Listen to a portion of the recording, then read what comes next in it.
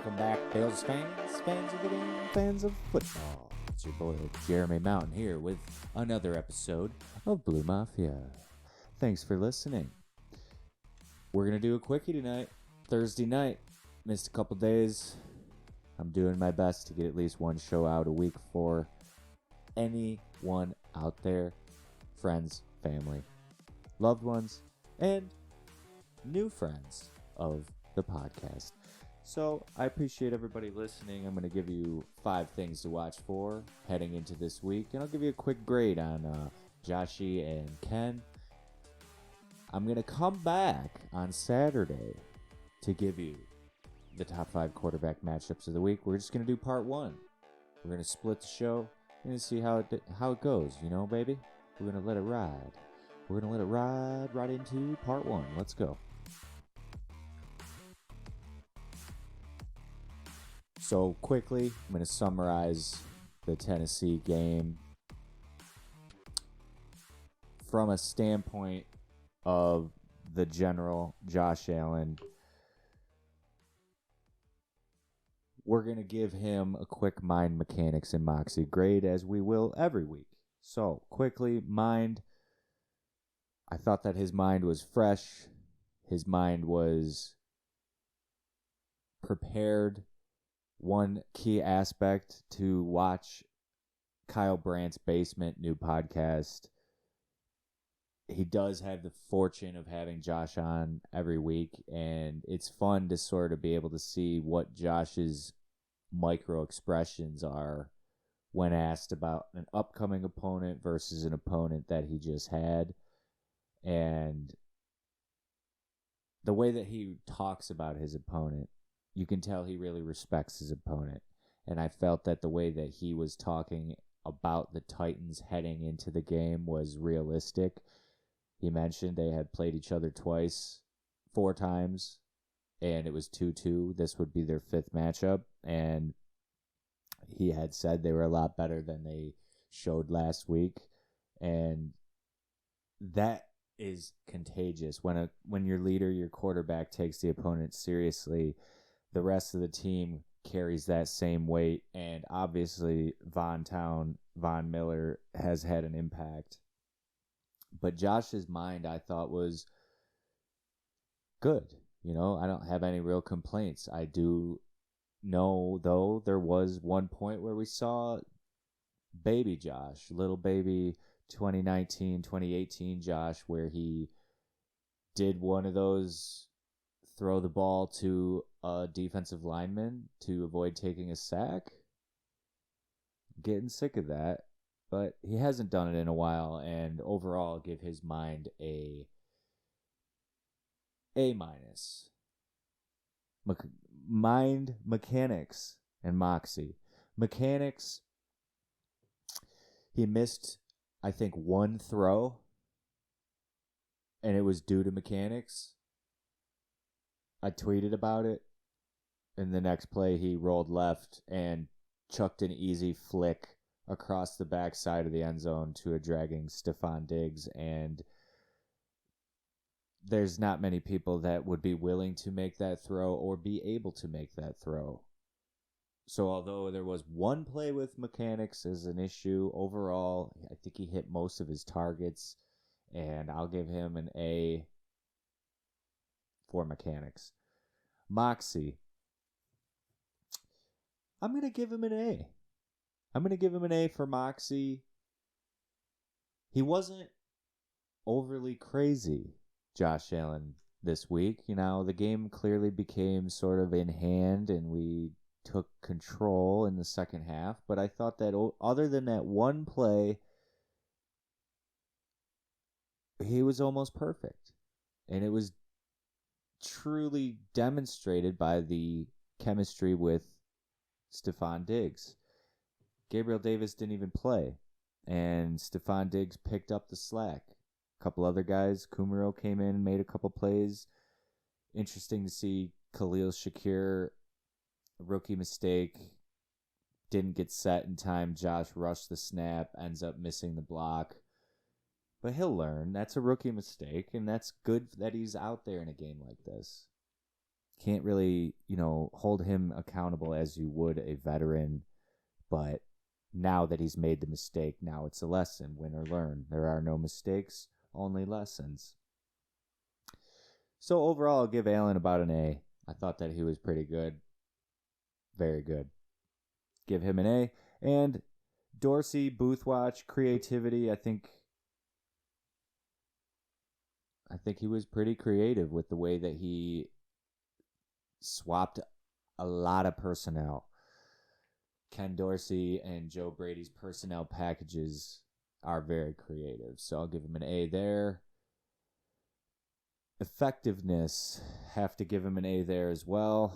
The offense was slamming, and it wasn't all because of Josh Allen. You like to see Josh Allen up at the line of scrimmage making some of those calls on the first dictation drive, the drive that dictates how that defense is going to have to play and what level of intensity and purpose that offense is going to have coming at you as you're a defender.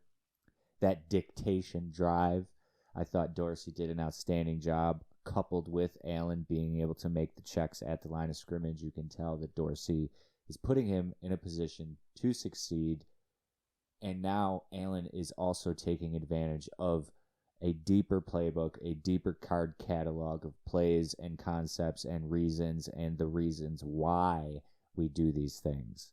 So seeing Allen take some of the control at the line of scrimmage was awesome, and I credit Dorsey with some of that.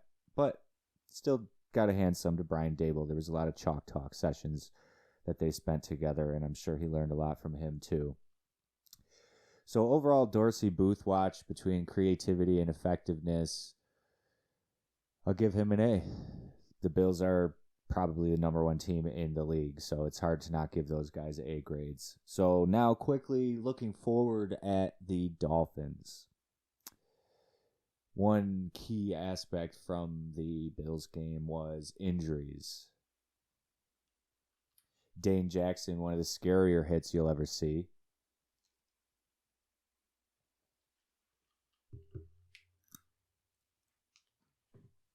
I thought that Tremaine Edmonds is an outstanding player. He's an outstanding athlete. But I'll be honest, I have a hard time figuring out how the middle Mike linebacker is always the last guy to lay a lick. How is he always the last guy on the pile? He got in untouched one time and had an untouched sack, but for the most part, that hit on Dane Jackson, it was just like watching a guy at work make the same mistake that you've seen, because unfortunately, I wasn't surprised to see who it was when I saw Tremaine Edmonds was the guy that did that, because he's constantly submarining at the top of the pile. But I like the playoff hits. I like the intensity. I like the fight. I like the way the Bills are hitting and fighting. But one thing I'll say about contact is your body gets hardened to contact, and the less contact that you have, the softer you get. And then when you come to Sunday and these guys are not hitting in practice and they're not doing a lot of contact and it's all player safety, player safety, player safety, player safety, you're going to see these types of hits on Sundays because the pads are getting smaller, the guys are getting faster, they're playing more 7-on-7 at a young age. And then there's the thing called physics. Physics and safety can't be controlled on Sundays. So unfortunate to see all these injuries. Micah Hyde, another neck injury. And obviously Trey coming back from the knee, but apparently Jordan Poyer is also a little bit injured. I don't have exactly what's wrong with him, but that makes it makes the entire defensive backfield. So looking forward towards the Dolphins, it's obviously going to be interesting how Leslie Frazier and Sean McDermott truly trust the process and see how they are able to scheme against the two lightning rods that are Tyreek and Waddle. With those defensive backs out, the two young rookies are going to need to step up, as well as Jaquan Johnson and probably DeMar Hamlin. And these are all 4 draft picks brought in in-house, and bred to be Bills, bred to be Buffalo, bred to be next man up, bred to work towards this opportunity. It's a worst case scenario, but these defensive backs should be prepared. I thought Benford and Elam have both overextended what you would expect from their positions, but it shouldn't be too much of a surprise with the amount of leadership that we have in Buffalo and the style of program that Buffalo has managed to create. So we'll be watching for that defensive backfield this Sunday. Number 4, I just thought it was funny to hear on Ryan Russillo's podcast. I listen to a lot of podcasts in the car, getting ready for work and stuff like that. And Russillo, Brandt, Simmons, McAfee, probably those 4 are the 4. But depending on the subject matter and the person of that day, someday we'll be having people on here. Who's it going to be? Who's going to be the first guest? We've had one guest, Eric from Buffalo, go back on Reg in the Zoo, and Matt and I, my podcast host partner from Reg in the Zoo, forgot that we were on a green screen, and I wore Eric's Buffalo Go Green hat the whole show. So that was a lesson, and we'll be ready for the next interview. But number 4, listening to Ryan Russillo's podcast, and Joy Taylor was on. Huge fan of Joy Taylor. She brought up something that I hadn't heard, and that's Tua-Non.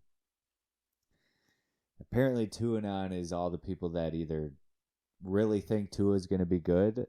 Maybe it's like his supporters, I'm guessing. But Tua-Non, to the tune of QAnon. Is Tua good? You've heard me say it. With these guys, with this coach, he's going to be good. He's going to be fine. How durable is he, though?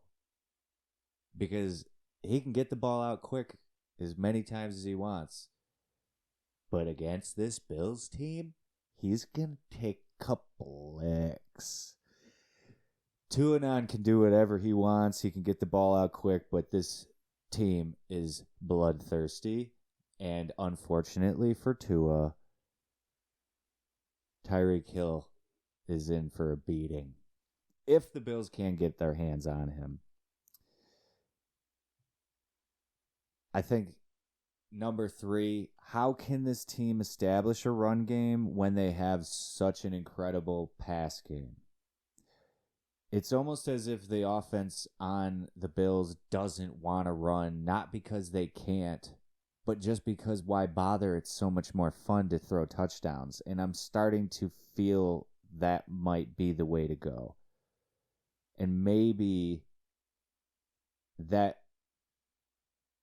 concept of being a bully and physically pounding someone isn't necessarily necessary at this point in the season. But I got to be able to trust it when it gets shitty out later in the year.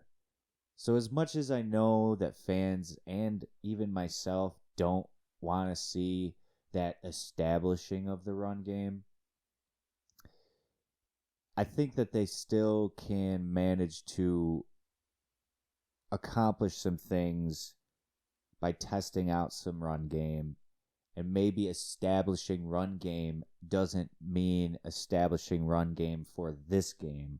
Maybe establishing run game in the Bills context is we're just establishing a little bit here and there each game against different opponents, both divisional and conference and non-conference. And depending on who we're playing that week, maybe we'll experiment a little bit more or a little bit less, depending on how badly we need that and depending on how much we might want to save for the playoffs.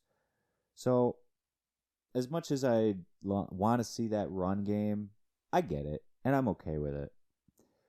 But I'll still be watching to see what Ken Dorsey tries out, tests out in that run game, and what this offensive line can do and can't do when it's going to be in Miami. Number 2, rest in peace, Tua. I have a feeling that this Bills team is really going to take this game seriously, and I have a feeling that they're sick of hearing about Tua Tagovailoa. And to be honest, I'm getting sick of it too. But I'm not getting sick of him. I'm not getting sick of watching him play. I'm just getting sick of people questioning if he's good or not. He's one of the 32 quarterbacks in the NFL. Can we stop saying that NFL quarterbacks aren't good? That being said, I want to see the Bills end Tua's reign. Take him back where he came from last year, the year before, where people knew he wasn't going to make it. I think the Bills are going to do that. And why? Here's why. Number 1.